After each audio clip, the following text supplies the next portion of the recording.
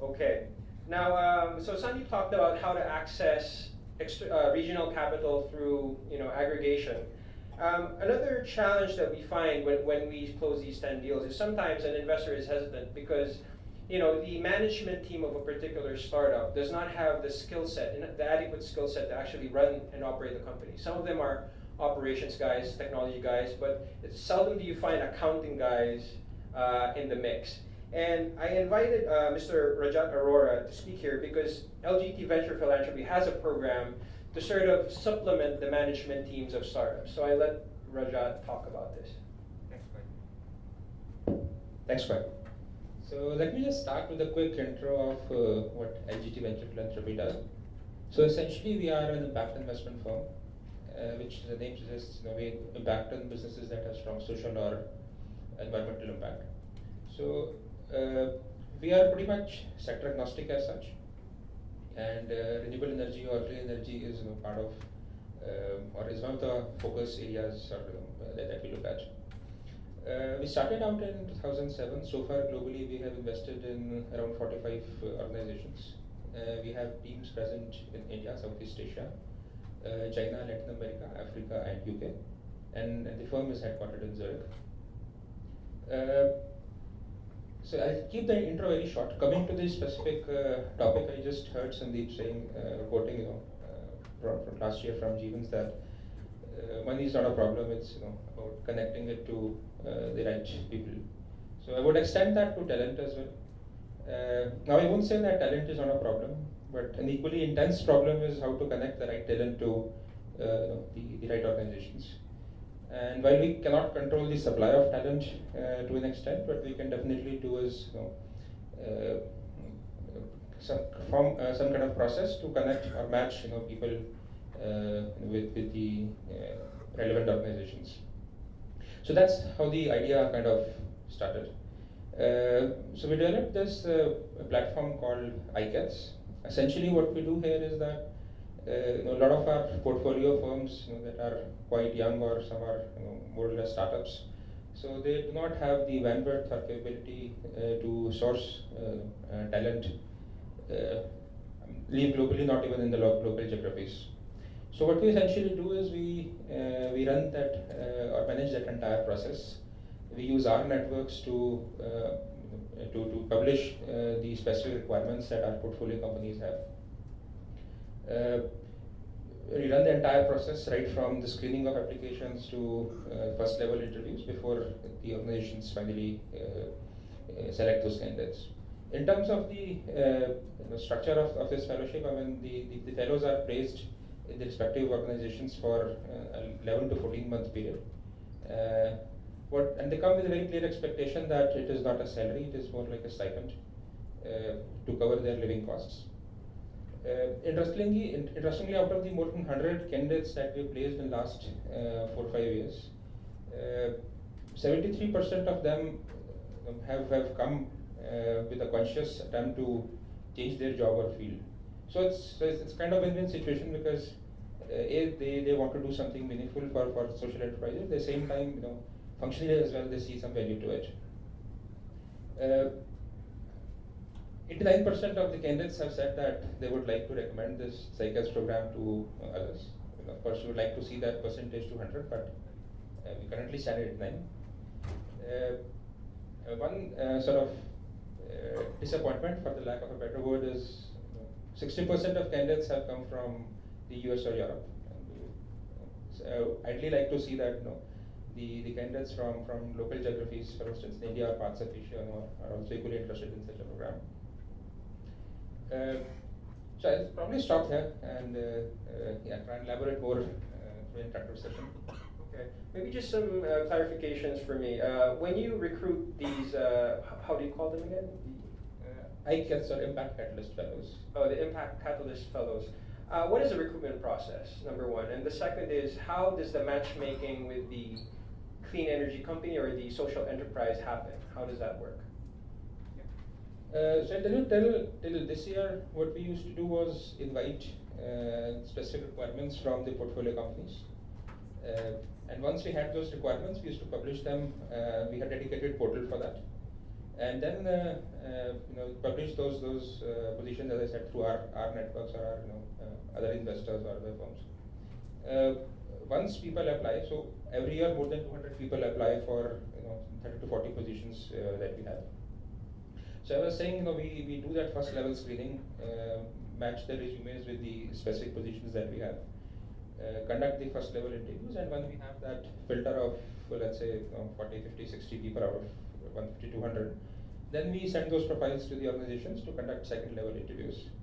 And they are finally recruited by the respective organizations. I see. So just one more clarification. So the access to these mentors are reserved for the LGT venture philanthropy portfolio companies. Is that correct?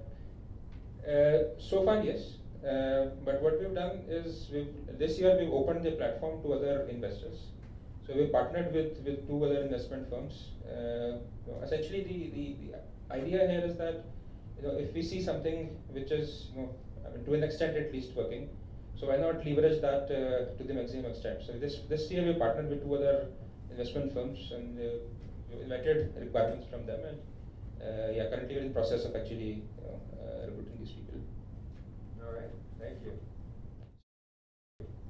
So on my watch it's almost 10:30. So we have 30 minutes left for the Q&A. So I'd like to invite you to sort of think about your questions. There are microphones on either side of the room, but let me start off and warm up this Q&A session.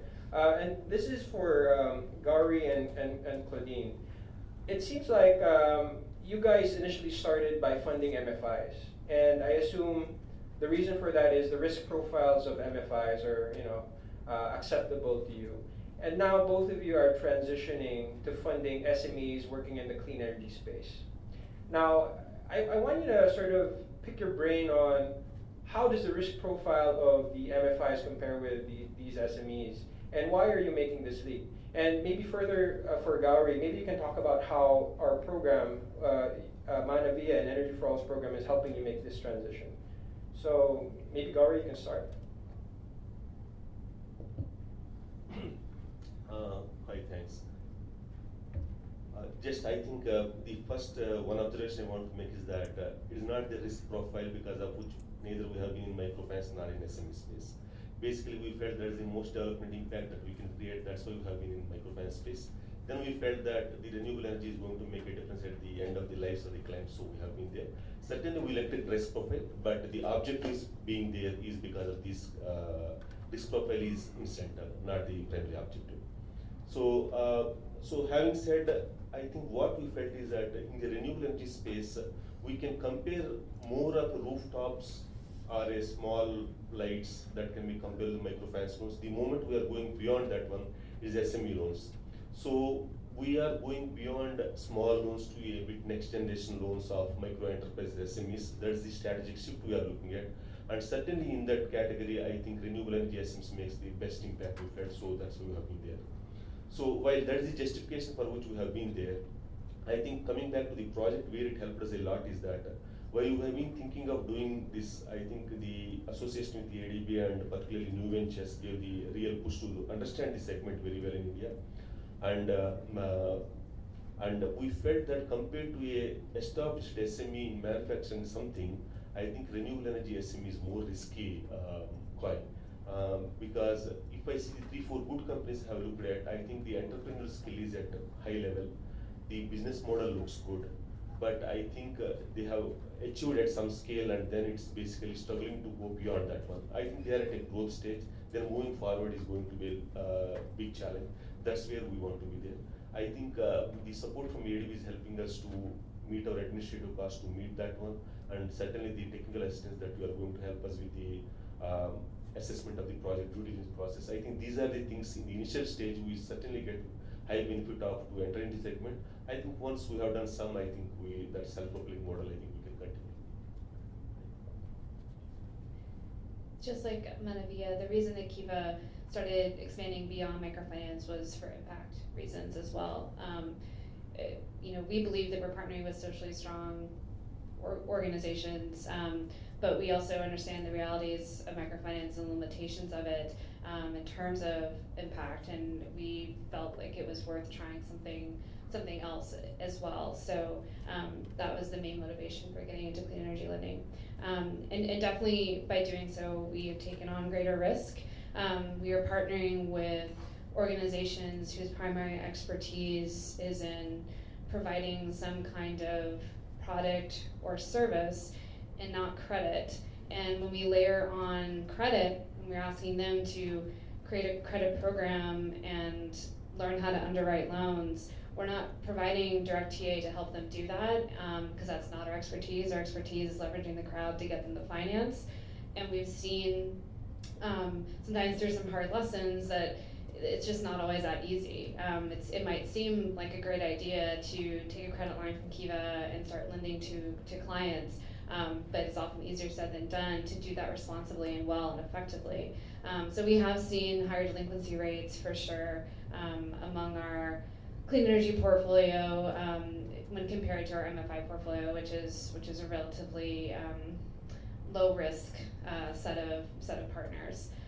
That said, as I said earlier when I was speaking at the outset, we do believe that our 0% interest capital should be used precisely for these riskier projects. That's the point of subsidized capital in our opinion. So we're so far comfortable taking that risk as long as we communicate it well to lenders, and I think that's probably our biggest challenge on our part, is to figure out how to convey that risk as well as the potential impact, so lenders can make educated decisions. And Claudine, sorry, Kiva also refinances existing loans. Is that accurate or no? That is not something we have done much of.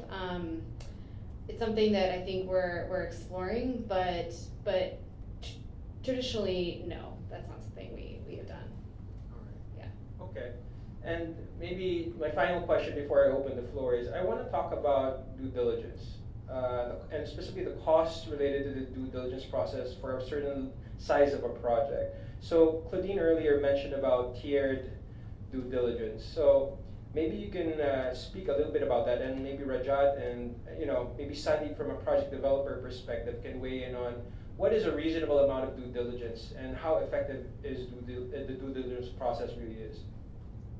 Do you want me to start? Yeah, Sure. go ahead. Yeah, so when we were working exclusively with microfinance institutions and dealing in magnitudes of $1 to $2 to $3 million credit lines, we had pretty heavy due diligence efforts that always required a field visit of a few days, extensive interviews with the staff, 75-page due diligence reports that just went into a drawer, at the end of the day. And when we started expanding beyond microfinance and seeing potential field partners that had, $200,000 in assets, all of a sudden that due diligence effort just didn't seem to be justified. So we started ramping down for those smaller partners, doing a lot more remote due diligence. And I think generally the process has worked well for us. There are some cases where I think we've missed some things that perhaps we would have caught if we had been on site, but perhaps we wouldn't have. And so I think for us, it's just a matter of figuring out what's the most cost-effective way to evaluate potential field partners responsibly, so that we're not putting our lenders in very risky situations, but we're also keeping costs down. So we do remote due diligence up until we get to about a $600K credit line, and at that point we say, okay, then it's necessary to do a field visit.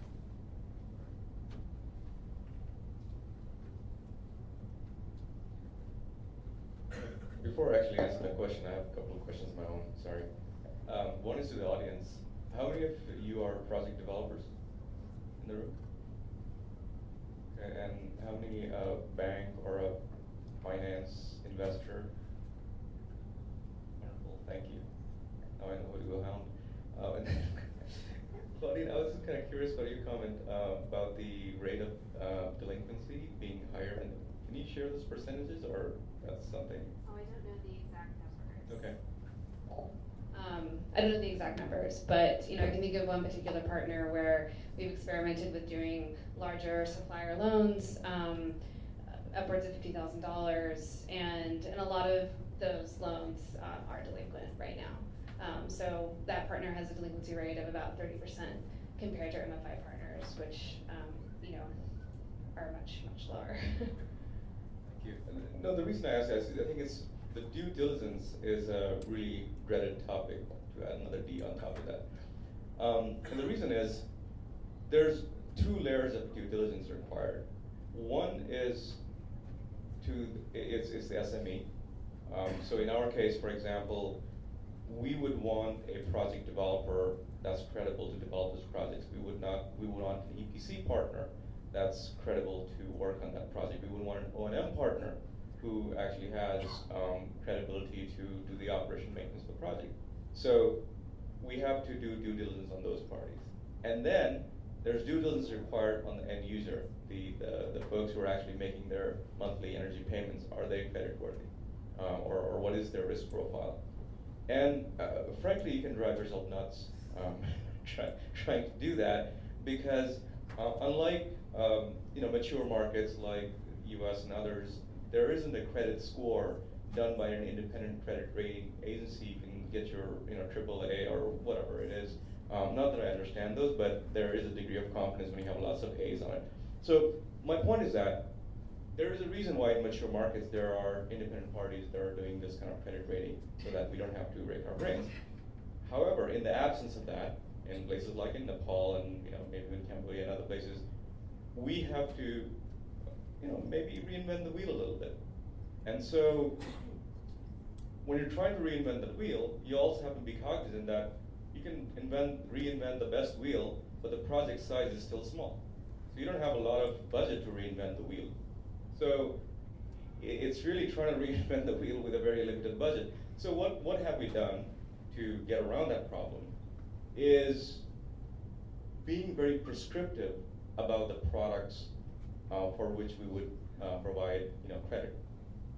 And that is basically based on our experience. So in our case, we've been working in Nepal since 2010, and we've deployed over 600 different projects. And we've failed often, and we've succeeded often. And from there, we've learned what type of projects make sense, what type of projects are just stay away from it for now. And so from those projects, we have created templates saying, these are the projects that we know exactly down to the thickness of wire on how you deploy it, how much it costs, and what kind of cost you can expect to do the operation maintenance of those projects, because we've done it over and over and over again.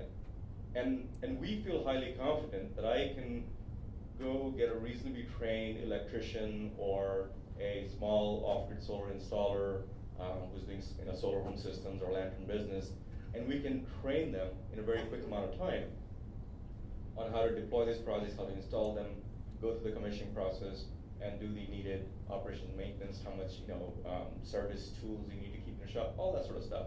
So that by being prescriptive, you're kind of hedging a little bit of that risk that I'm not going to go to a third-party partner and try to figure out what their shop looks like and look at their past P&L or balance sheet and stuff like that. I'm putting more of my confidence that can I train this person and can they do this job? That takes care of, to a lot of extent, the problem on the partner side. The credit rating of the end user side, that's a much bigger problem, because frankly we can't develop a credit score, and trying to develop that you just can't. I mean, there's no budget for it. So the best thing you can do is the following. In a microgrid scenario, we deploy what we call a oversubscription tactic. So if there's a need for, let's say, 1 kilowatt of power at a particular village or a community, we will probably only provide 600 watts and create that artificial demand of 400 watts. Because if anybody defaults, there's somebody else in line who wants that energy badly. So that's how we're sort of getting around that. And this has actually been done in different community solar projects in the US. Our finance head, he used to do community solar projects in Vermont, and this is the strategy that worked pretty well there. So that's how you get around that. And the other part is, we talk a lot about avoided cost of energy. That's a favorite term for developing energy projects in mature markets. For our productive end users, it's the other way. It's not really the avoided cost of energy, it's the what does the energy get you in terms of revenue potential. So when we do a solar powered rice mill or solar powered dairy chilling station, It's more about the money you can make with that appliance and that being attractive, so that to the end users, like, hey, you know what, I'm ready to put $10,000 on this solar powered rice mill because I know it can generate me $30,000 in revenue. That sort of thinking.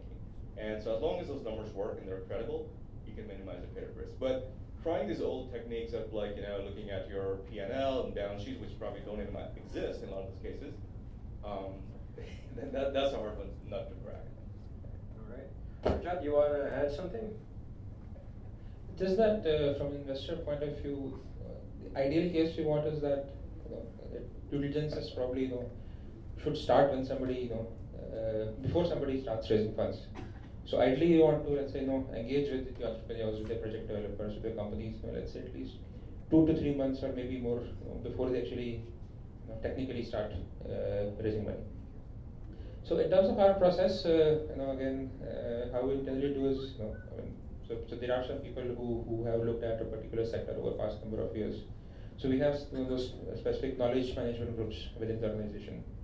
So which are divided as per the sector. Then we, based on the experience that we've had in the past, we develop those standard checklists or list of questions, which can vary from one sector to other. So for instance, in clean tech or in the energy sector, there's the group of 3 people or 3 investment managers who look at all the clean energy deals, irrespective of which region it comes from. There's a standard list of questions, as I was saying, 2 to 3 page questions, which is sent to the company, so to give us some sense of things on the ground.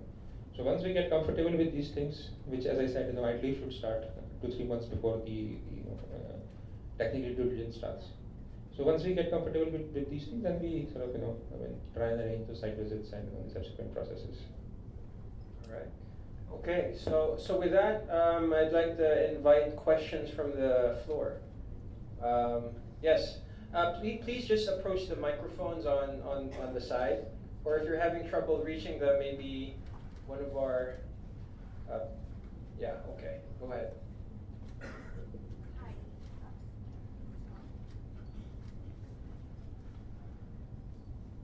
Hi, Nikki Almakas from Art Finance. My question to each of you is the criteria you use to turn down investment.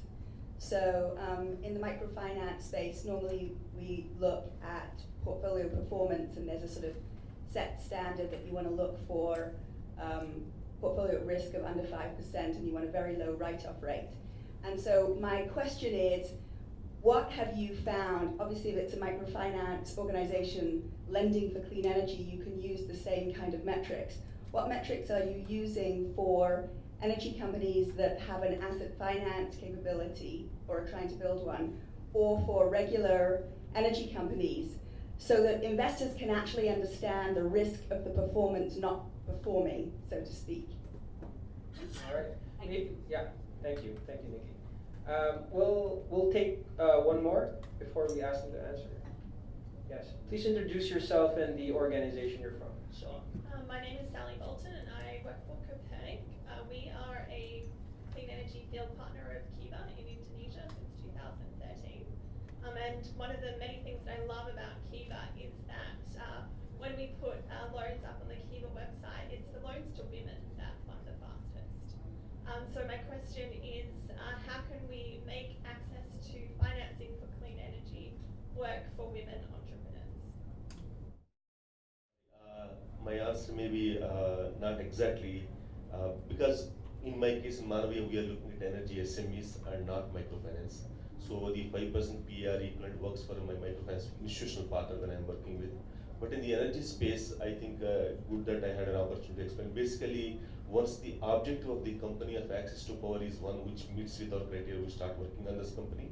And the first one we do is there is a ESG score guidelines, environmental, social, and governance guidelines. We do that one. Unless the project is above 50%, we don't take the project at all. And having said, most of the small renewable energy projects pass it because it's passing both environmental and social guidelines. So this is the universal policy we follow at ICOPRED, same is in India also. Then comes the risk perspective, management, and business. These 3 things, we are looking at the project funding. So basically we spend more time, more money on the due diligence, and we are trying to take the technical help from ADB to the due diligence initial stages. So it is not at any stage of these things the project can be can say no to the project, either the beginning stage, environmental guidance stage, or the PVR risk assessment stage. It's not like microfinance, at least in my case. That's what I want to share. All right. Yeah, so I mean, even for us, I mean, I won't answer this from a perspective of microfinance since we don't do that. But I mean, I wish there was some kind of framework or criteria to put in terms of why should one reject investment. It really depends on the stage of organization first. I mean, if it's more like a startup, it's more like a technology play. So we need to sort of get comfortable with technology, the overall prospects. In case of a running concern, the issues are more or less related to the scalability potential and the management capabilities. So these are the two, I would say, most important criteria. So the scalability and replicability of business, and of course, as I said, that has to be driven by the quality of the management. So, for instance, our experience so far, with the number of companies that we've looked at is, if I look at the distribution, the distributed energy generation space, so I've seen companies, who have reached towards certain scale, but beyond that, when it comes to expanding to multiple geographies, more than one state, let's say more than 15,000, 20,000 customers. So it's been a challenge so far. And in my experience, at least I can say I'm yet to see a business model which I can say, in this sub-segment, which can really scale to, if I talk about India, pan-India presence. I would say it's similarly been a big challenge for us as well, and we're still very much in a learning mode in terms of how to best evaluate clean energy organizations for field partnership. I think in some ways, I guess you could say it's less risky than if we were doing direct loans to these organizations as SMEs. But at the same time, we've, as I alluded to earlier, we've had successes. We've also had a lot of challenges and some just flat out failures with organizations that have not taken a Kiva program, a Kiva credit line, and run it well and responsibly. So I think it's not a science, it's an art. And unlike with MFI due diligence, which is very straightforward, this is just proven to be everything but. We do draw the line at very early stage organizations and proof of concept, pilot stage. We say no, it's too risky for us, and we want to see a demonstrable market need. We want to see the product performance and that they've already iterated a few times on the physical product or the service. Outside of that, then it's really a case-by-case basis, for us to try to understand their business model and their market, and then make a judgment call, usually comparing it to other organizations we already have in our portfolio, and in particular drilling down to the loan product that they're proposing to offer on Kiva, and seeing if that kind of gut checks with other loan products that are similar in terms of the actual terms, tenor and loan size, et cetera, and see if that seems to make sense. But we're still learning. To answer Sally's question about how to try to improve this equation for women in particular, I think, yes, Akiva loans to women tend to fund faster than they do to men. So, we're happy to have a platform that is just by default in support of women. In terms of clean energy, I think we're excited to see field partners that are supporting women along the value chain. So whether it's a field partner that's enabling in consumer finance for a woman to make renewable energy improvements to her family's home, or it's perhaps to a field partner that is empowering a woman to start a clean energy business with a business in a bag, or maybe even at a higher level. We've seen some success stories of women who have become really successful, not just micro retailers, but essentially distributors. And we'd love to see more of those.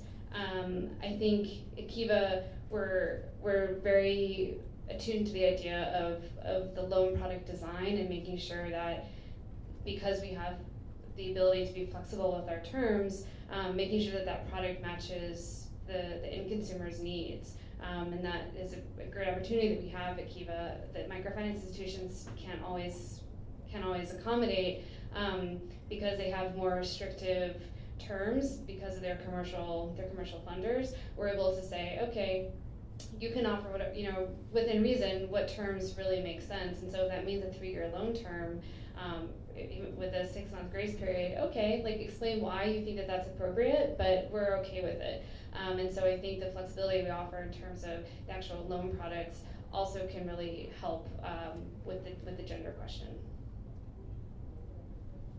I understood the first question a little bit differently, which was, when would we as a company turn down an investment into one of our projects that we have developed?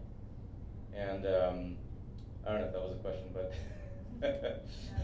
but I do want to point out that the one criteria that we do look for a soul, and what I mean by that is the investor has to have a soul. And how do you quantify that?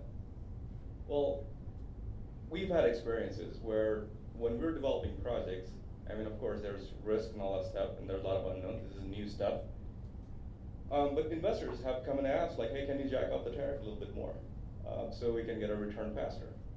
And these are, pretty poor communities to begin with. They're having a rough time as it is. And after lots of hard-fought negotiations at a field level, we've established a rate that was affordable, that made sense.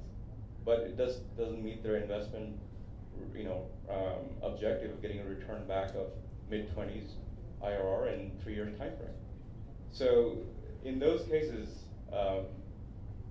that's our metric for sold, and say that, look, we're in a space. I mean, there are lots of other opportunities where you want that sort of return, but if you want to be in this space, you got to at least be able to appreciate that situation and work with us. And if we develop it, the scale will come later. So I think that's sort of like something we require. On the topic of women entrepreneur, that's a very, we'd love to learn from Kiva. Great fan of like how you have been able to incorporate that in your program. One of the, again, at a tactical level, when we're out developing some of our microgrid projects in remote villages, it's interesting that when you ask the question, because we all want to go and say, okay, the local resources need to be involved in the installation and the O&M and owning and operating, and that's a known thing. But when you're in that community and you ask the question, hey, we want local partners, and they say, well, what's a local partner? Well, local partner is somebody to lay down the bricks for the battery house, somebody to connect the wires and put the panels up, all these technical tasks. Or you may even say, when this thing is up and running and producing energy, I want somebody to, locally who can own it and operate it, which means going around collecting the monthly tariff or, fixing things like that. When you ask that question, it's automatically assumed that's a job for a guy. When you ask that question in the community, it's automatically assumed. And no woman from that community would ever come forward and at least that's been our experience, and say, I want to apply for that job or consider me for that job. And one of the tactics that we've been using recently, and I don't have data to say it's effective or not, but at least we're seeing some more hands being raised, is to specifically say that this job is actually also open for women, and we would prefer getting some women entrepreneurs and technicians come up forward and say that there are actually lots of success stories of women excelling at these jobs, and that's something recognized in the industry. And this kind of pointing that at least gets a few more hands raised. And so that's the tactic we're using, and we'll see how else we can learn to do that better. But I mean, that's very much needed because everybody automatically assumes that that's a job for a guy. All right, thank you. So yes, ma'am. Hello, my name is Simone Rolf. I work in the EU delegation in the Philippines here. I'm with the European Commission. I'm very much interested in the sustainability of the energy access solutions that you promote by financing, because I see energy access as just the entrance into providing an energy service to the people. So I would be very much keen to hear, perhaps from Campower, to hear with your microgrid experience, how do you ensure the sustainability? Who owns it? Who maintains it? And what experience have you gained in that field when we know that microgrids are of such huge importance for rural electrification in the future, and potentially also from crowdfinancing. Is there a place for you to assess and find out whether what you're financing is actually sustainable and provides energy access for longer term? Thanks. And maybe we'll take Sanjoy, before we answer. It's kind of on the same line as this question. And my question is Claudine and to Sandeep. My name is Sanjoy Sanyal from New Ventures. The question is, how does your platform funding can be assisted, or rather, how can your platform funding be assisted by multilateral banks like ADB or the IADB or whatever?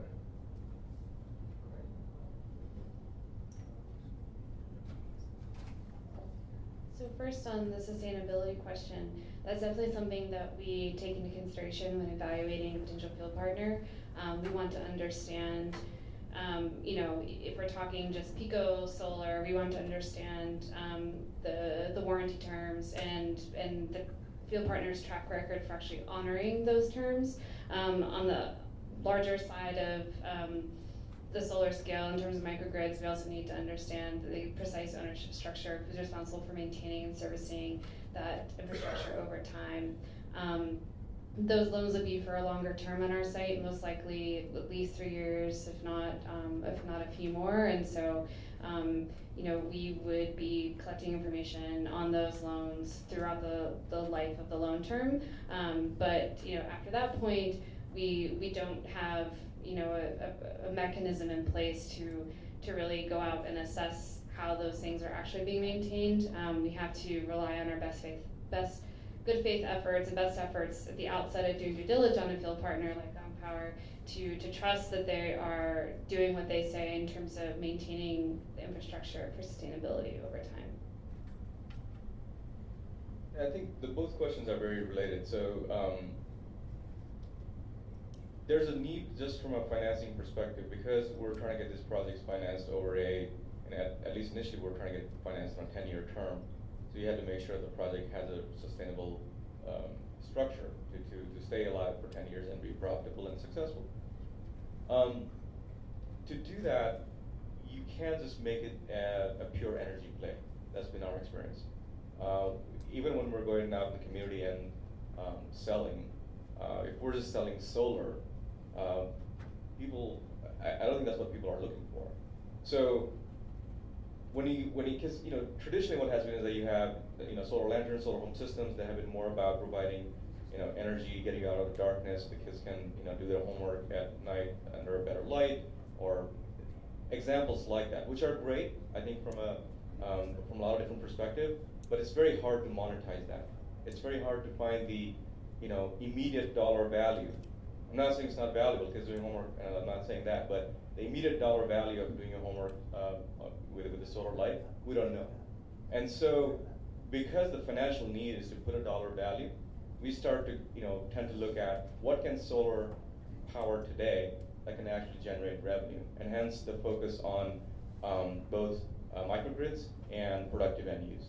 So, for example, when our sales team goes out, they don't look like a solar company sales team. They look like more like somebody who's selling rice mills, or they look like more like somebody who's selling dairy equipment or telemedicine equipment, things like that. Because that's something a local entrepreneur at a village level or community level can look and say, you know what, rice mill, and I'm a big fan of Stuart Crane, by the way. I'm not sure he's here, but he's somebody who's worked these numbers and really helped us out to what is the monetary value of rice mill. And it's really, that's a much relevant conversation to have, because people can understand, okay, I get a rice mill, it's gonna do 10 kilograms of rice per hour, and it's 600 rupees per kilogram. They can do that math, understand the monetary value of having that rice mill. So unlike, like I said earlier, unlike other energy projects where we look at avoided cost of energy, where solar or any other renewable technology is reducing the cost of energy, that equation is not even there. I mean, we do in our PowerPoints, we say, oh, kerosene costs up to $5 per kilowatt hour, and that's why the dollar per kilowatt hour solar hour is great. Look at my Excel sheet, IRR is up. That's great for this kind of discussion, but at a sales scenario, that doesn't work, because they don't want to hear about solar or kilowatt hour. And we have to translate, what is a kilowatt hour at the end of the day? It's about some appliance, something that consumes electricity running for a certain amount of time. So what is the value of that appliance running for an hour? Focus on that question. What is the value of running a rice mill for 1 hour? And monetize that level. Because that's something easier to understand, right? A rice mill can, there's 10 kilograms per hour, and that's 600 rupees per kilogram. There's your value. And so based on that, you can set tariff rates not on kilowatt hour, but on an appliance level. So for example, we started doing this recently, which is, your beginning package to get the microgrid is $1 per light bulb. So having a light bulb on for a month costs $2 per month. You could have done the same thing with kilowatt hour, but this model with light bulbs is easier to understand. Oh, you want to add a fan? That's another $2. Right? Oh, you want to run a rice mill? Rice mill is, I don't know, $20 per month, something like that. So by doing that, what happens is, on a sustainability side, right, you put in an equation there where the cost of solar is completely justified by the revenue generation that solar enables. And as long as that equation is balanced, it's in my best interest as an entrepreneur at the village to keep that solar mill running, right? And that's how we got to tie that together. So that's what we look at, and you're not just looking at the solar project's viability, but it's more looking at the business viability of what the solar is powering at the community level, and that's how we ensure or try to ensure sustainability. All right. Thank you so much. And with that, I'd like to close this session. Please join me in giving a round of applause to our speakers. And of course, there's an open invitation from the Sustainable Energy for All program to help you. We want to figure out how to help you expand your work. So we should have that conversation before the weekends. Thank you so much.